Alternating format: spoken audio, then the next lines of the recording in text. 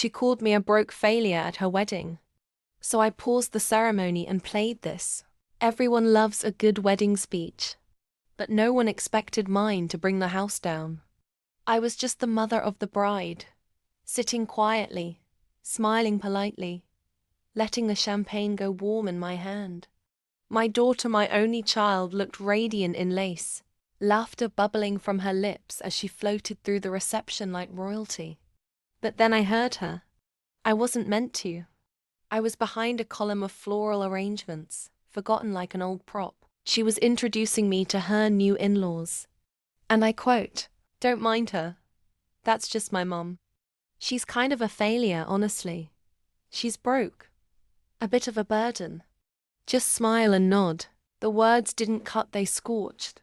I raised her, loved her, gave her everything after her father died. And this is how she reduced me. In a designer gown I paid for with the last of my pension. No, not today. I didn't storm out. I didn't cry. I stood.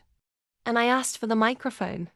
People clapped, assuming I'd give some sweet, trembling tribute to the bride and groom. Oh, but I had something better. I smiled at my daughter. She froze. I watched the blood drain from her face. Maybe it was the calm in my voice. Maybe it was the flash drive in my hand. I'd like to share something. From someone who couldn't be here. I pressed play. The room fell silent as my late husband's voice filled the hall. His warm, familiar tone echoed off crystal chandeliers. "If you're hearing this, it means I'm gone," he said. "And if our daughter has become ungrateful, cruel, or arrogant, well, this message is for her." Gasps, murmurs. He continued.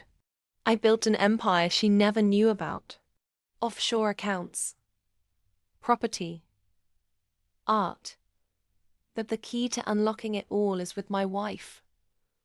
The woman who held this family together. If our daughter ever disrespects her mother, she gets nothing. Not a cent." You could hear a pin drop. My daughter's face turned ash white. Her new husband looked like he wanted to crawl under the table. The in-laws. Mortified. I looked around the room and said, calmly, "I may be old. I may not wear wealth on my sleeves. But I am not broke. I am not a failure. And I will never apologize for surviving." And with that, I handed the microphone back and walked out. Head high. The real twist. The fortune was real. Every word. And I rewrote my will the next day. To charity. To people who see others, not step over them in heels. Revenge isn't always screaming. Sometimes, it's letting the truth speak louder than betrayal. If this story hit a nerve, if you've ever been underestimated, dismissed or discarded, smash that subscribe button. Because here, we don't just get even. We rise. We remember. We reclaim. Subscribe now. For every woman who's ever been told she's nothing. This channel is everything.